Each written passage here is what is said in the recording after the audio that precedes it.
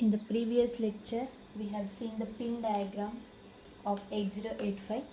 Now let us see the architecture of 8085. Right? Now if you see this diagram, this is the architecture of 8085. Right? The same pins, whatever we have seen under the pin diagram, the same pins included over architecture, but extra some points. Right? Now let us see in briefly about the architecture of 8085. Right? Now this is the architecture of 8085. Now if you see this, what is first? You have interrupt control, right? Now the first block diagram, that block we have for the architecture is interrupt control, right? Now we have 5 different types of interrupts under 8085. We have seen under pin diagram, right? Now what are those? RST 7.5, 6.5, 5.5, trap and interrupt INTR, right? Now we have 5 interrupts for your 8085. In addition to that, we have an acknowledgement signal, interrupt acknowledgement signal, which is active low signal. Here it is represented, INTA bar, right? Interrupt acknowledgement signal. Now you know its operation, right? Now when the particular interrupt which is generated, if that particular interrupt is accepted by the processor, then INTA bar is set to logic 0. Since it is active low signal, when it is logic 0, it indicates the interrupt which is generated is accepted by the processor, right? Now again we have 5 different types of interrupts under your 8085. Now some are maskable and some are non-maskable, right? Now we have RST 7.5, 6.5, 5.5 and INTR. These 4 interrupts are maskable and trap is non-maskable interrupt. That means we can disable the interrupt. Masking means we can disable the interrupt by providing some instruction in the program, right? Now RST 5.5, 6.5, 7.5 and INTR interrupts can be disabled by providing some instruction in the program. That's why those are called maskable interrupts. And whereas trap you can't disable. Once that particular interrupt is generated, you can't disable by providing some instruction in the program. That's why trap is called non-maskable interrupt. And RST 5.5, 6.5, 7.5 and INTR are called maskable interrupt because we can disable those interrupts by providing some instruction in the program, right? Now we have seen this under pin diagram, these 5 interrupts. And coming to INTA bar, interrupt acknowledgement signal, right? When a particular interrupt is accepted by the microprocessor, then it will give the acknowledgement signal. Now since it is active low, bar INTA bar we have, since it is active low, now the acknowledgement signal is generated for logic 0. Now acknowledgement signal is not generated for logic 1, right? Now this is about the interrupt control block. Now coming to next block, we have serial IO control, right? Now we have seen SID and SOD under your pin diagram, right? Around 4th pin or 5th pin, we have seen this, right? SID and SOD. Now what is SID? Serial in data. Now what is SOD? Serial out data, right? Now the microprocessor will take the data from external devices serially, nothing but bit by bit, one bit by one bit, right? It can't take the data parallelly. It will take the data serially from external devices through the pin SID, right? Now we know SOD. What is SOD? Serial out data. The microprocessor will send the data to the external devices serially, right? To the external devices serially. In means taking, out means giving, right? Now this operation is done between your microprocessor and the external devices that are connected to the processor, and these operations you are transferring the bits by one, serial data is transferred, right? Now this is about the serial IO control, right? Next we have 8-bit internal data bus, right? Now we have seen AD0 to AD7 under your pin diagram, right? Now AD0 to AD7, that is nothing but lower order address is multiplexed with data bits, right? Now 8085 is an 8-bit microprocessor which performs 8-bit arithmetic and logical operation, right? Now here the lower order address is multiplexed with data bits. Now based on the ALE signal, right? Based on the ALE signal, when it is 1, when AL is set to 1, address is carried over that AD0 to AD7 lines. When it is 0, data bus is, that is data D0 to D7 bits are carried over the line. We have seen under pin diagram, right? Now here it indicates 8-bit data bus, that is D0 to D7, through which you can transfer the data bit, right? Now here data bus has a interconnection with interrupt control, and it has a connection with serial IO control, because that data either you can transfer to the out or you can take from the out device. That's why bidirectional, right? If you see this, those two are bidirectional, right? Bidirectional interrupt control and IO control has a interconnection with your 8-bit internal data bus, which is bidirectional. It can give the data through the data bus or it can take the data over the data bus, right? And next, coming to this, we have accumulator, right? Now it is a register, accumulator, which is denoted by capital A, capital A. Now it is a register and it is an 8-bit register. Accumulator, that is denoted by capital A. Capital A, it is denoted by capital A, and it stores 8-bit of information, right? And next we have temporary register, right? Now this temporary register is used by the processor in order to store information, right? Now you know the meaning of register, it will store some information, right? Now here some are 8-bit register under your 8085 processor, some are 8-bit registers and some are 16-bit register. That means some register will store 8-bit information and some register will store 16-bit information, right? Now here accumulator, that is denoted by capital A, which is an 8-bit register, right? Now coming to temporary register, now it is also an 8-bit register which stores some information, and this information, this particular register is used by the processor only. User can't use that, it used by the processor only, right? And next you have flag register, right? Now it is also in detail we will see later. Now just I am briefly explaining the parts of the architecture, right? Now flag register next you have, which is also an 8-bit register. Now what are those 8-bit register we will see later, right? And next we have instruction register, right? Now instruction register, the name itself indicates instruction, right? Now this particular register is used to store the instruction, right? Instruction is nothing but first whatever the user gives the instruction in the assembly language, now that instruction should convert it to low level language by the assembler, right? Now that low level language, that is nothing but stream of 0s and 1s, right? Now that is stored in the memory, we have seen under the introduction, right? Now that we call it as the opcode. Opcode is nothing but binary form of instruction, right? Now opcode, whatever the opcode that is fetched from the memory, now that particular opcode is stored in the instruction register, nothing but binary form of instruction, right? Now that is given to the instruction decoder, right? We have that particular opcode that is fetched from the memory, that has to get decoded by the instruction decoder, right? Now here the information stored in the temporary register and the information stored in the accumulator register, now those together, on those particular information we will perform the arithmetic and logical operation, right? If you see this block, this is an arithmetic and logical unit, right? Arithmetic and logical unit which performs arithmetic and logical operation, right? Now in order to do arithmetic operation, nothing but addition, subtraction, multiplication and division, we require two types of data, right? Now that is, one is it is taken from the accumulator and another one it is taken from the temporary register, right? Now the instruction decoder, it will decode the opcode.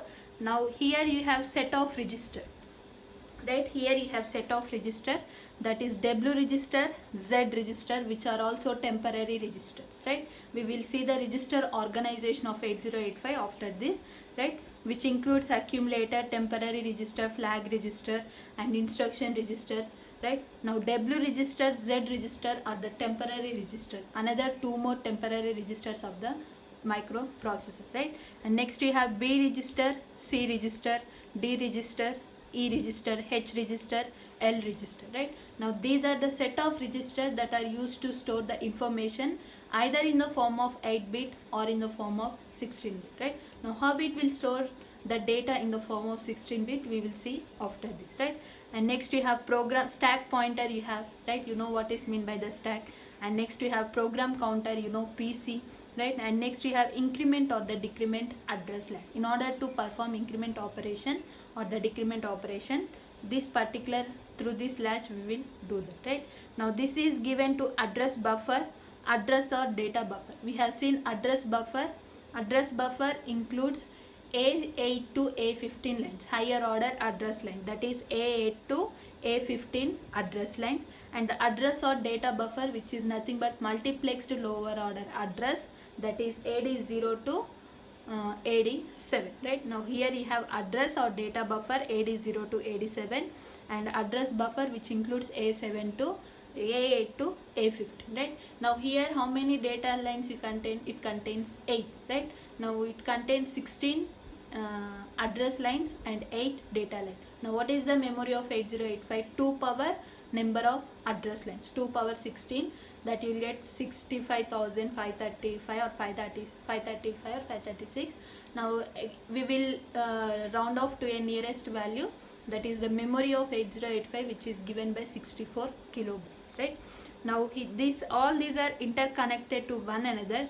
Registers, arithmetic logic unit, these are the interconnections between this particular register and the timing and control circuit, right? Now coming to this timing and control circuit, here we have X1 and X2, right, which is the first and second pin of your 8085, right? Now through these pins we will connect what? Oscillator or LS tuned circuit, through which the oscillator frequency is generated. Now that divided by 2 will give you the operating frequency of a 8085 microprocessor.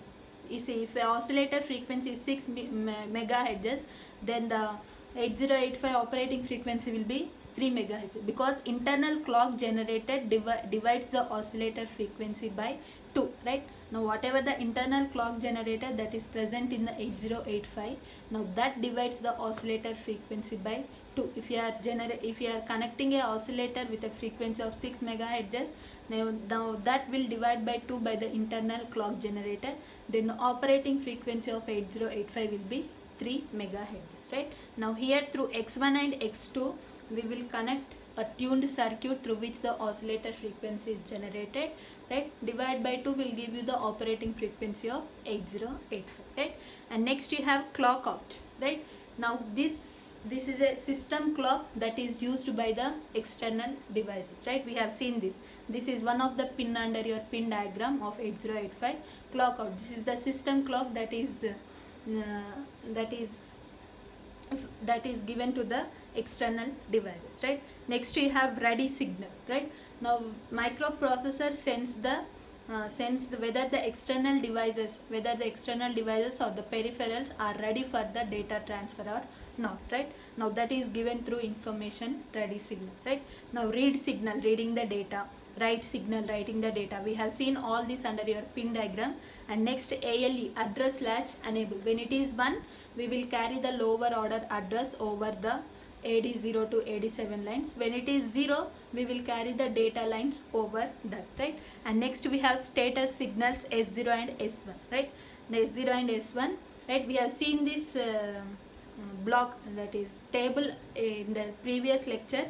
When it is for 0, 0, 0, it won't perform any operation, right? Based on IO, when it is 1, it performs IO operation. When it is 0, it performs memory operation, right? Now based on the different possibilities, it will perform 1 operation. We have seen that table in the previous lecture, right? We have seen that table in the previous lecture. Now when all are zeros, it won't perform any operation. When all are ones, and that is interrupt acknowledgement signal, right? Now when status signals when it is S1 is 0 and S0 is 1, right? S1 is 0 and S0 is 1, right? Now it performs write operation. When it is 0, 1, it performs read operation, right? When it is 0, 1, it performs read operation. When it is 1, 0, it performs write operation. When it is 0, 1, it performs read operation, right? When both are 1, right? For 0, 0, it won't perform any operation, right? When both are 1, right, opcode will be fetched, right? Opcode will be fetched. We have seen this table in the previous lecture, that is pin diagram of 8085, right? Now S0 and S1 are nothing but the status signal.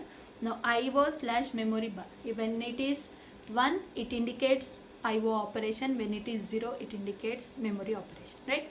And next we have HOLD, hold signal, right?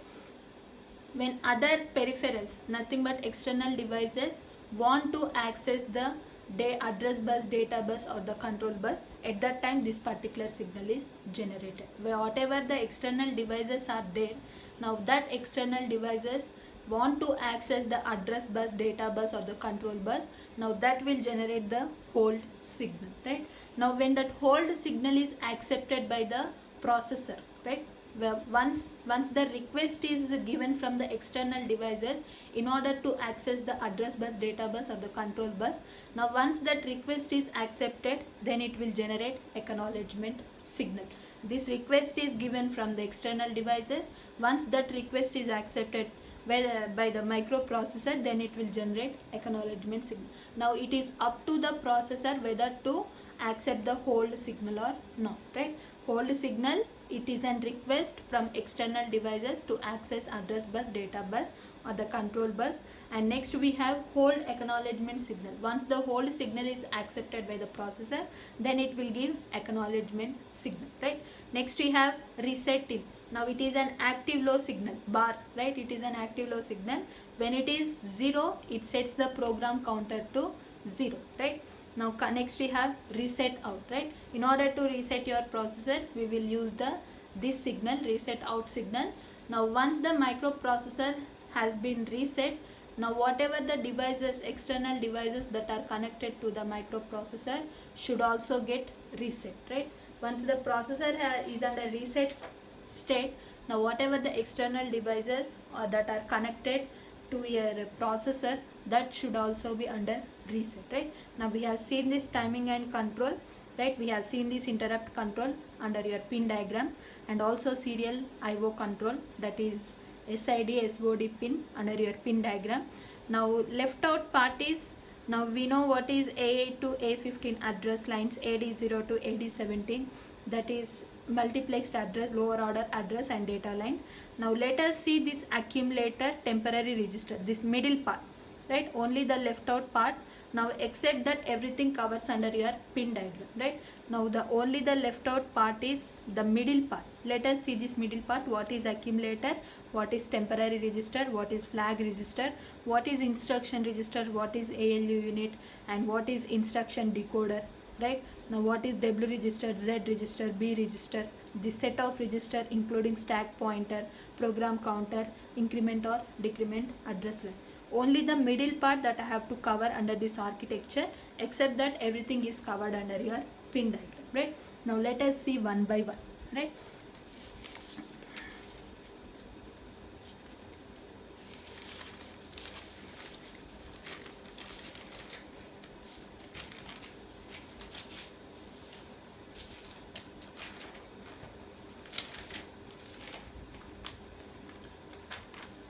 Now that includes 8085 register, right?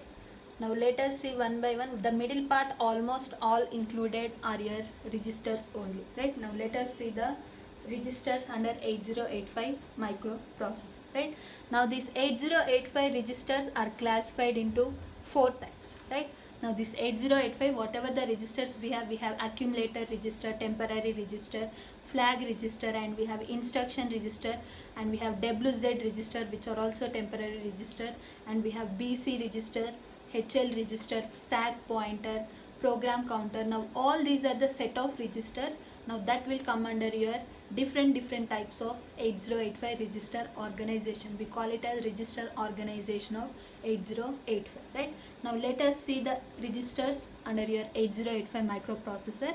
Now that has been classified into 4 different types. First one is general purpose register. First category under your register organization of 8085, that is general purpose register. And next we have temporary register. Next we have temporary register, right? And next we have special purpose register. Next we have special purpose register.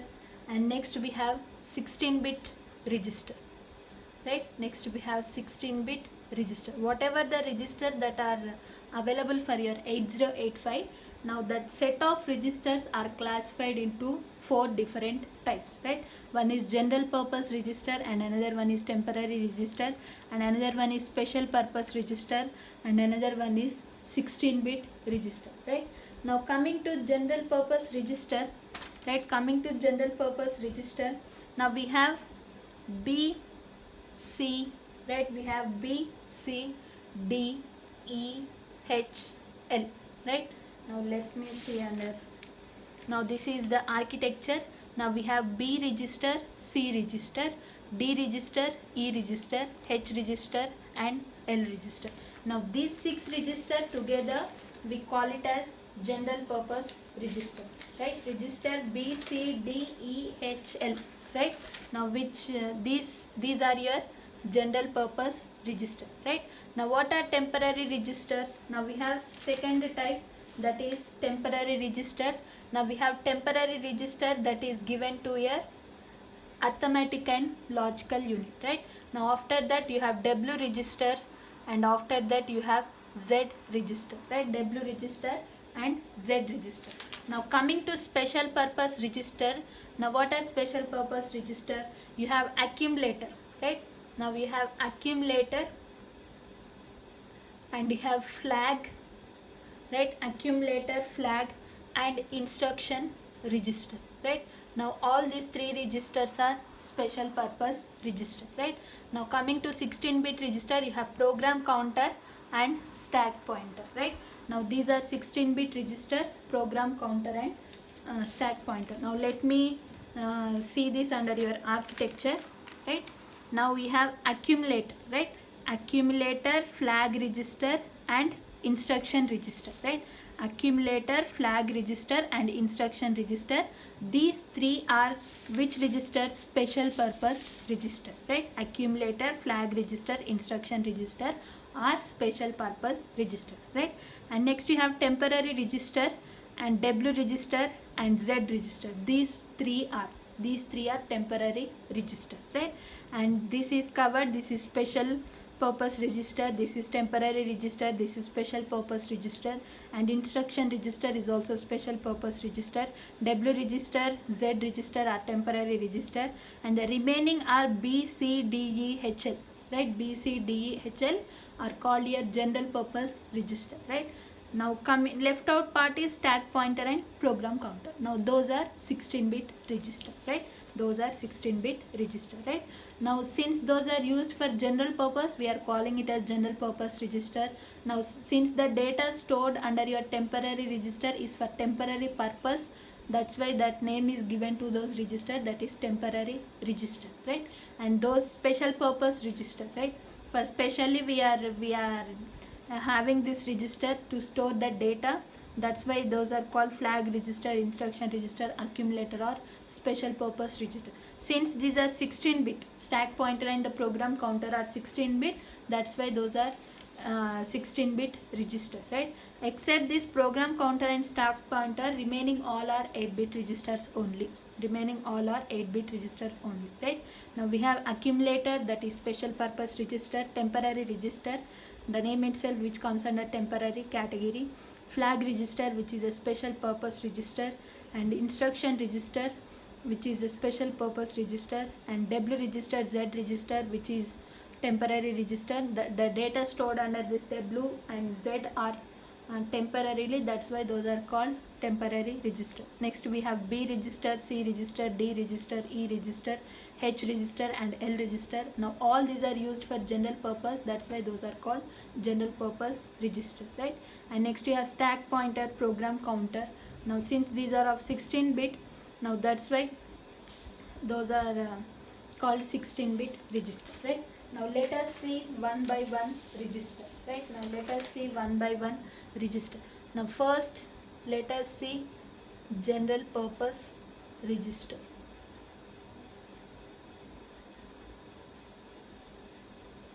Now what are general purpose register?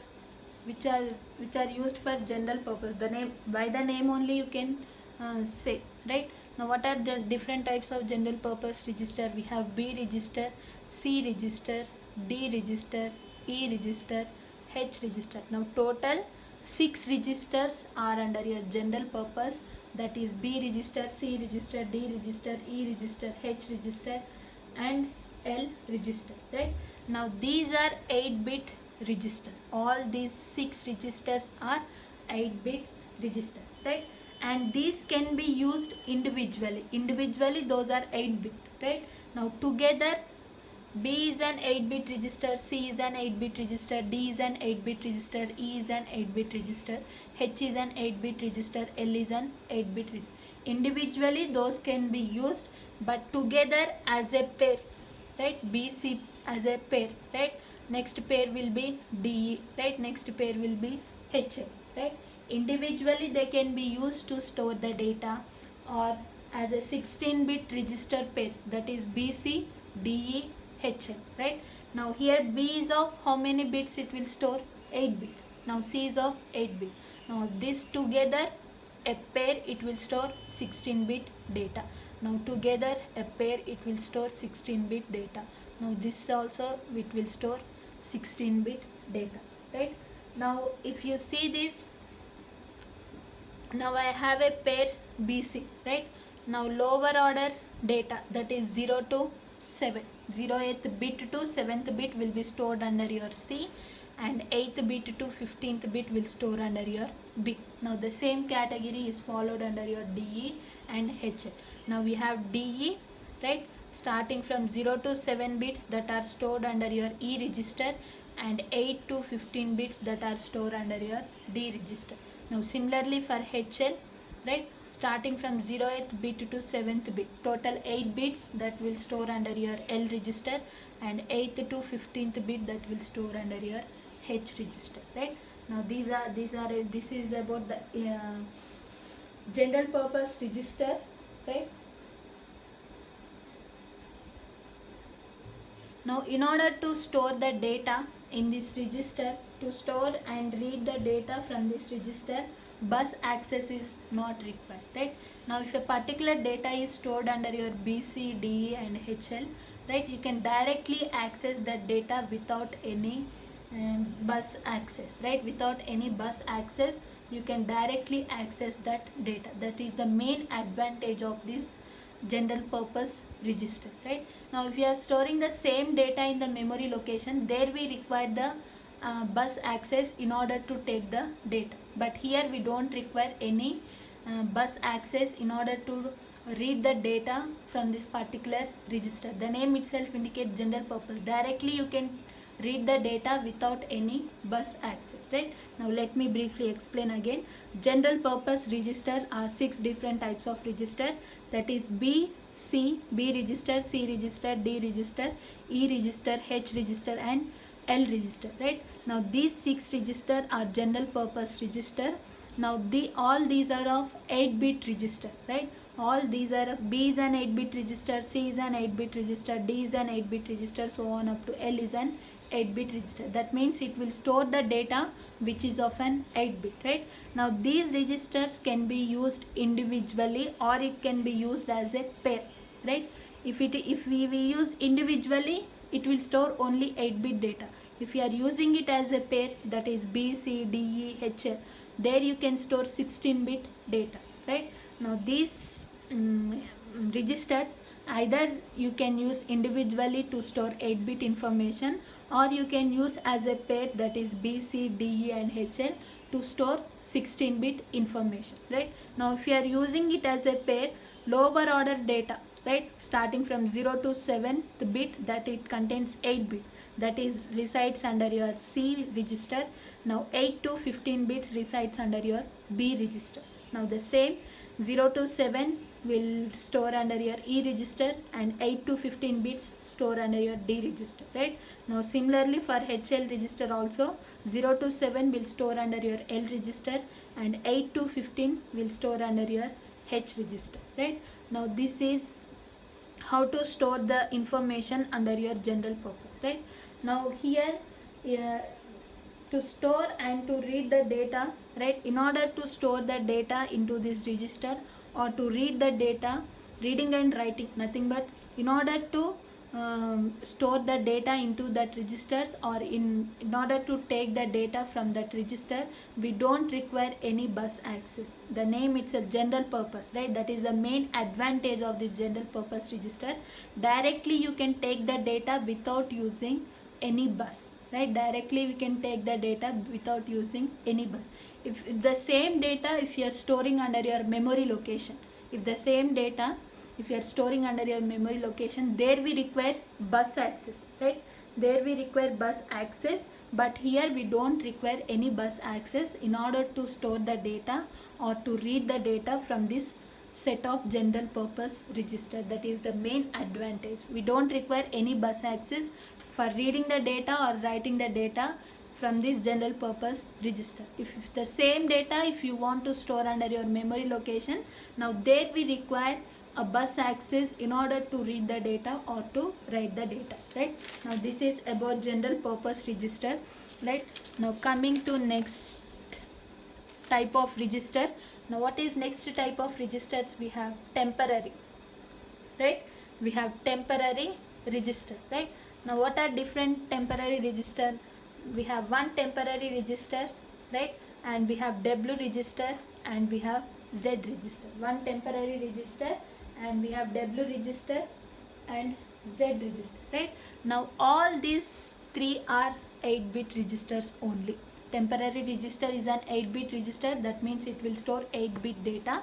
Now W register is also an 8-bit register and Z register is also an 8-bit register, right? Now I am taking an example, right? Now here accumulator input and temporary register input, these two are given to what? Arithmetic and logic unit to perform arithmetic and logical operation, right? Now I have a instruction assume, right? Let us assume I have a instruction add B, right? Addition operation, anyhow you know, by seeing that instruction you will have a clarity that operation is, you will have clarity on operation, that is addition, right? Now we are having only one register, right? If you see this instruction, we are having only one register, right?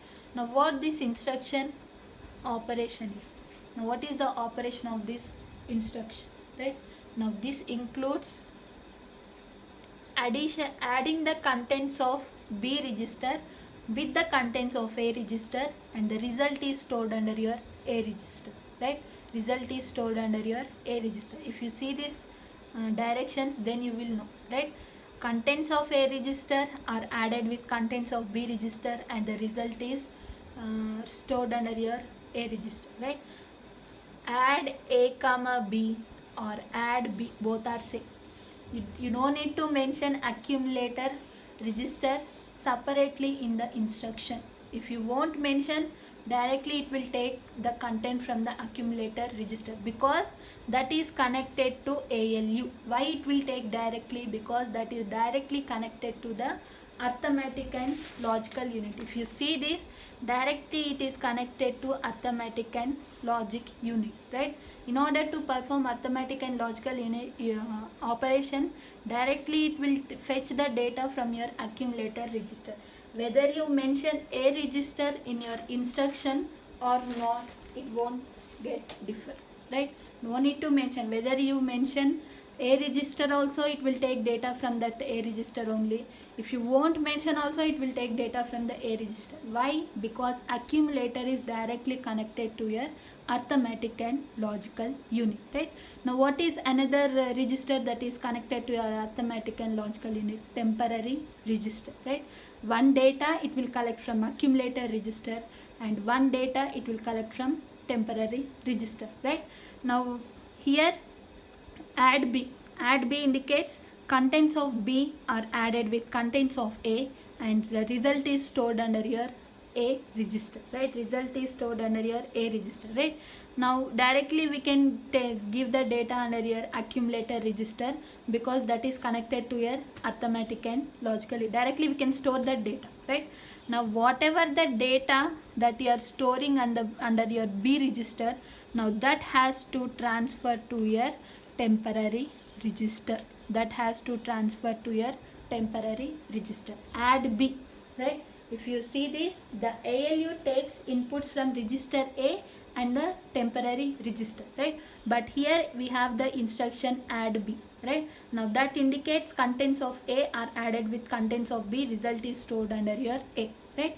Now anyhow we will give data in your accumulator that is connected to your ALU operation, right? Now in order to perform arithmetic and logical operation, the contents of B should get transferred to the temporary register, because that is another input to your arithmetic and logical unit, right? Another input to your arithmetic and logical unit, right?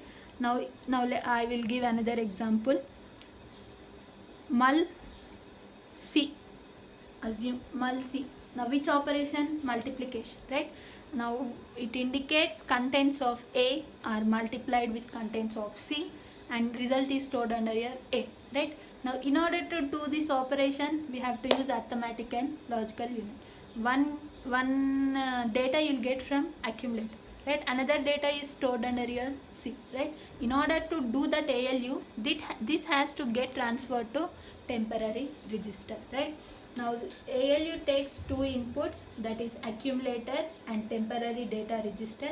Now the programmer cannot access this temporary data register, right? Programmer won't have access over the temporary data register since it is used internally by the microprocessor for the execution, right? All these operations storing the data from the B register or the C register to the temporary register is done internally by the microprocessor. This operation what I have said till now, that is done by the microprocessor internally, right? Now the user can't have access over the temporary register, only the processor will have access over the temporary register for the execution of arithmetic and logical unit, right? Now the same thing, W register and Z register.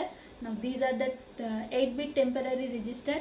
Now the user can't access this data, right? And these are used, can't access this register, and these are used for some instruction execution, right?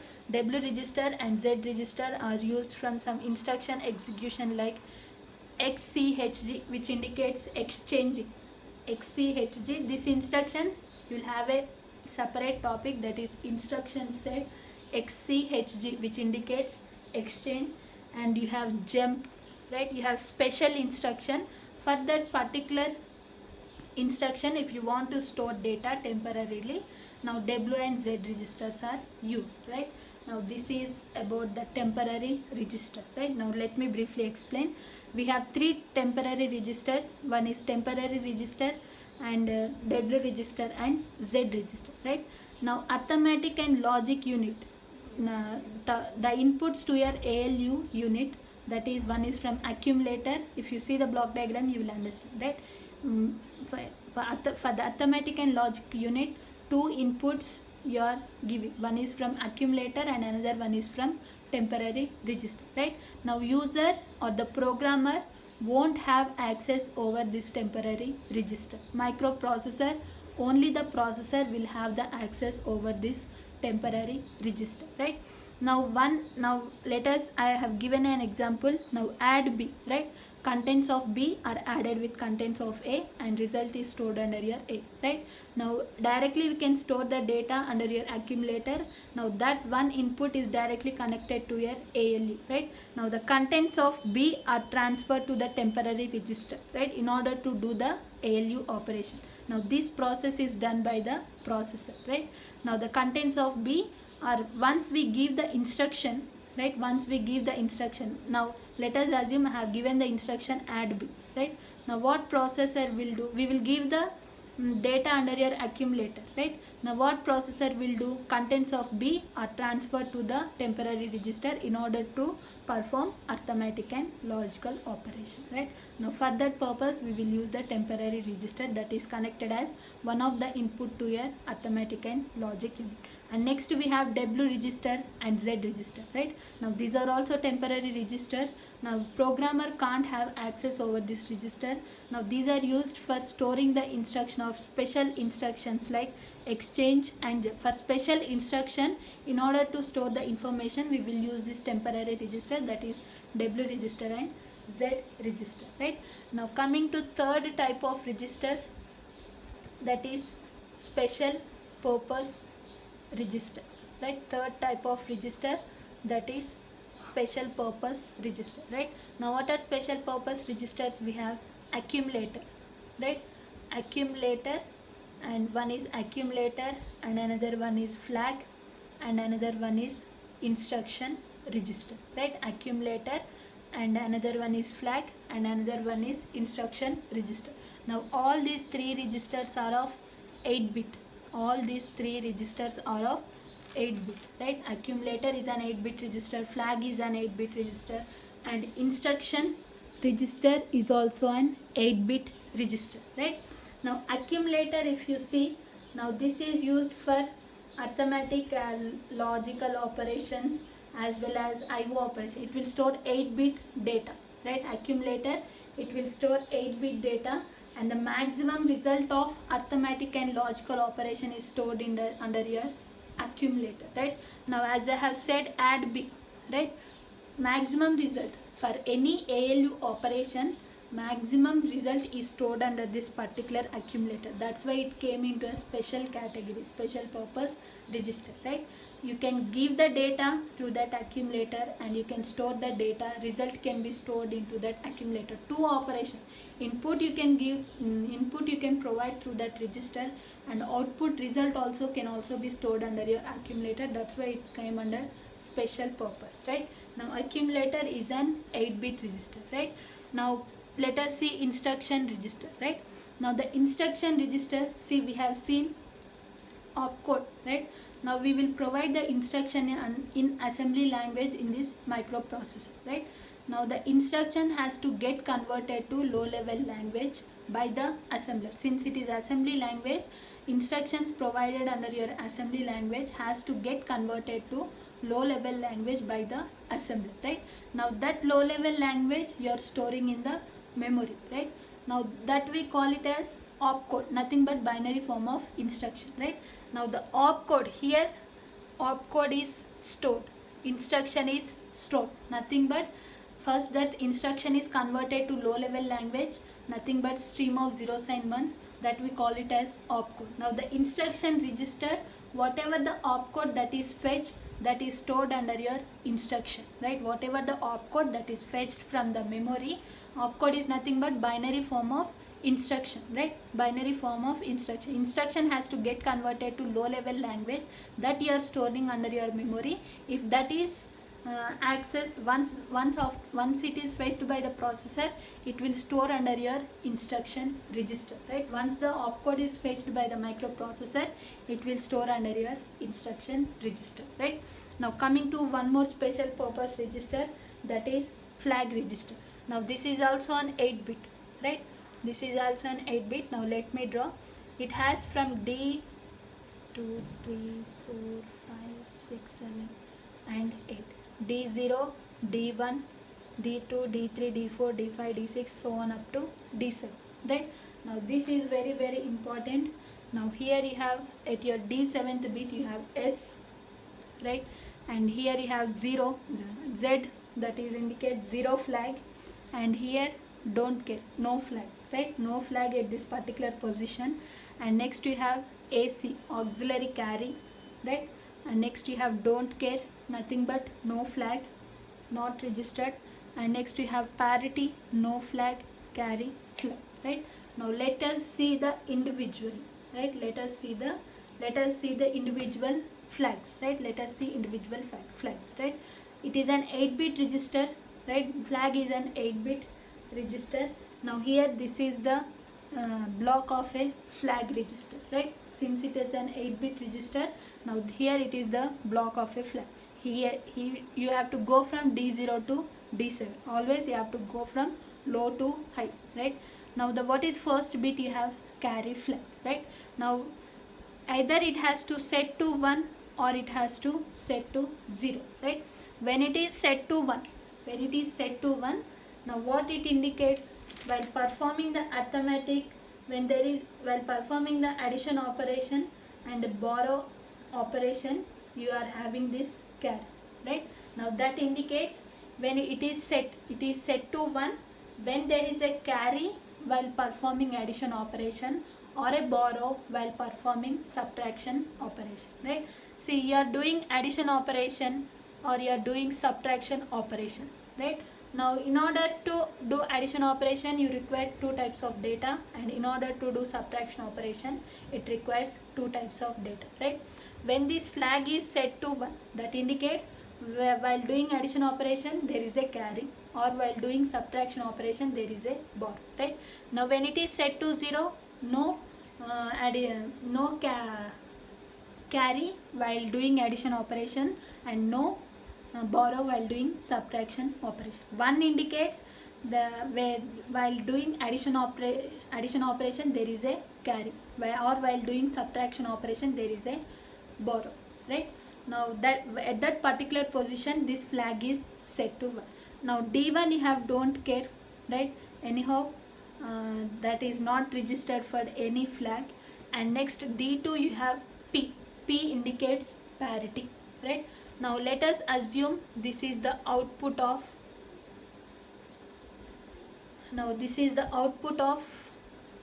arithmetic and logic unit, right? Arithmetic and logic unit. See, all these flags are set after ALU result only. All these flags are set, right? Now all these flags are set after result of your arithmetic and logic unit only, right? Now let us assume this is the output of arithmetic and logic unit, right? Now how many ones it contains? 1, 2, 3, right? That is 3, which indicates odd parity, right? Odd parity. P indicates parity flag. If it contains, now here assume at the last bit you have 1. Now how many it contains? 1, 2, 3, 4. Now 4 you have, it is an even number, that's why even parity, right? Now this parity flag is set to 1 for even parity of your arithmetic and logical result, right? Now it is set to 0 for your odd parity, right? When it is set to 1, that indicates result of ALU operation has even number of 1. When it is set to 0, that indicates result of arithmetic and logical unit are having odd number of 1s, right? Now that is given by the parity, right? And next we have auxiliary carry, right? Now let us assume 1 0 1 0 1 0 1 0 0 0 0 1 0 0 0, right? Now add these two contents, right? 0 plus 0 is 0, 1 plus 0 is 1, 0 plus 0 is 0. Now these additions you should know. I think you all are familiar with this. Now 1 plus 1. Now what is the result?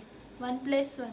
1 with 0, right? 1 plus 1, 1 with 0. Now here you have D0, D1, D2, D3, and here you have D4, right? Now here you are having carry, right? When there is a carry from D3 to D4 bit, at that particular time this auxiliary carry flag is set to 1. When it is 0, you won't have any carry flag, any carry bit from D3 to D4 bit. While doing the addition operation, if there is a carry from D3 to D4 bit, at that particular time this auxiliary carry flag is set to 1, otherwise it is set to 0, right? And next we have 0 flag, right? When the result of your ALU operation is 0, total 8 bits are 0, then it is set to 1, otherwise it is 0, right? Now coming to sign flag, S indicates sign flag, right? Now after execution of arithmetic or logical operation, when MSB is 1, right? When the result of ALU operation, in the result of ALU operation, when the MSB is 1, now that indicates result is negative, right? That indicates result is negative. Then this particular flag bit is set to 1, otherwise it is set to 0, right? Now this is about the special purpose register. That is, the special purpose registers are accumulator register, right? We have accumulator register, flag register and instruction register, right? Now the accumulator register, either you can give the input from this register or you can store the result in this register. That's why it is called two operations it will do. It will give the input or it will store the result. That's why it came under the category of special purpose, and this is an 8-bit register, right? And coming to instruction register, whatever the opcode that is fetched by the microprocessor, that is stored under this instruction register. Instruction is stored in the instruction register in the form of opcode. Whatever the opcode that is fetched by the microprocessor, that is stored under your instruction register, right? And next you have flag register. All these are 8-bit register only, right? Now flag register, now this is the 8-bit flag register. Now it contains sign flag, zero flag, auxiliary carry flag, parity flag and carry flag, right? Now let me briefly explain again. Now first bit is carry flag, right? Now this is set to 1, right? This is set to 1 when there is a carry while performing addition operation, or when there is a borrow while performing subtraction operation. At these two conditions, while you are doing addition operation if there is a carry, or while doing subtraction operation if there is a borrow, at these two conditions this particular carry flag is set to 1, otherwise it is set to 0. Next you have parity, right? Now you have even parity and odd parity, right? Now when the result of arithmetic or the logical operation contains even number of ones, that indicates even parity, right? When the result of arithmetic and the logical operations contains even number of ones, that is even parity. At that condition it is set to 1. For odd parity it is set to 0. When the result of arithmetic and logical operation contains odd number of ones, that is odd parity. If it contains even number of ones, even parity. For even parity it is set to 1, for odd parity it is set to 0, right? Next, coming to auxiliary carry. When there is a carry from D3 to D4 bit, right? When there is a carry from D3 to D4 bit, at that particular position it is set to 1, otherwise it is set to 0. Now coming to zero flag, when the result of arithmetic and logical operation, totally it is 0, right? When the result of arithmetic and logical operation totally it is 0, at that particular time it is set to 1, right?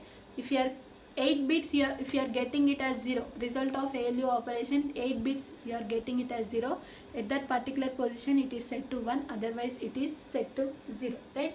Next, coming to sign flag, right?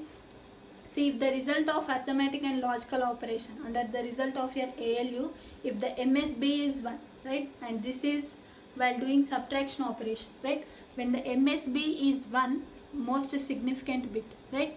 When it is 1, it indicates the result is negative, right?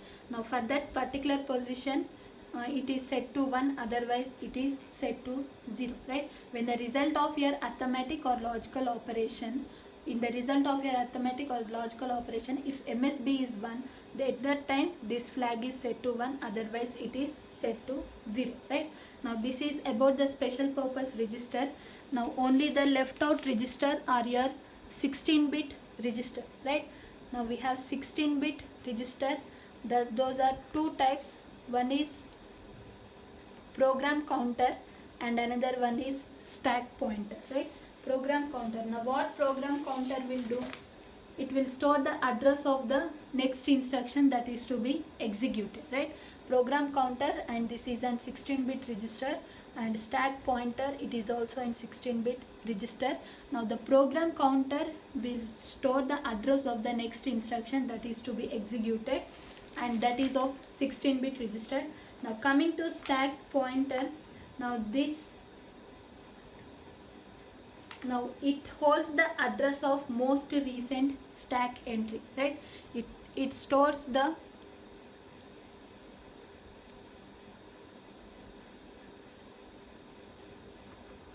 it stores the address of most recent stack entry, right? Now that particular address is stored under your stack pointer, and program counter will store the address of the next instruction that is to be executed, right? Now program counter next instruction that is to be executed, that address will be stored under your stack pointer. Whatever the most recent stack entry is done, that particular address is stored under your stack point. Whether it is PC or SP, it will store the address, right?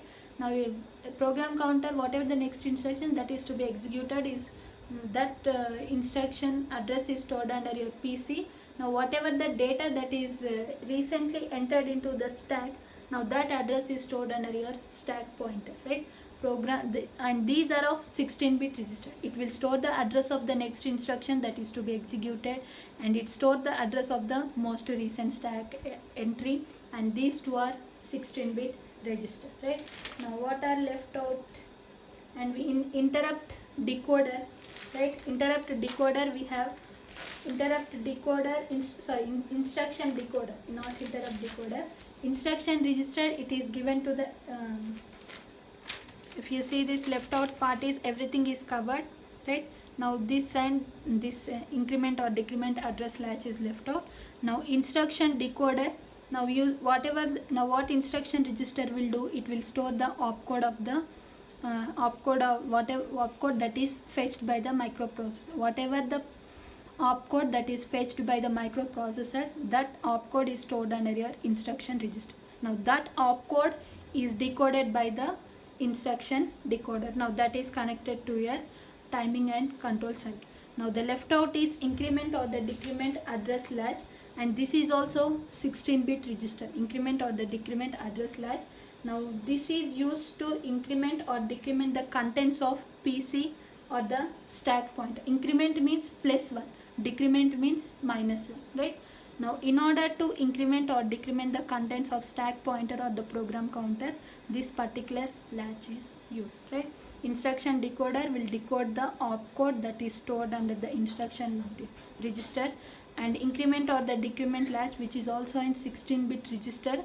Now this is used to increment or decrement the contents of stack pointer or the program counter, right? In order to increment or decrement the contents of stack pointer or the program counter, we will use increment or decrement address latch. Now in order to decode the opcode, we will use instruction decoder. Now this is about the architecture of 8085. In the next lecture, we will see the microcontroller, 8-bit microcontroller, that is 8051, right? We have seen basic microprocessor till now, that is 8085.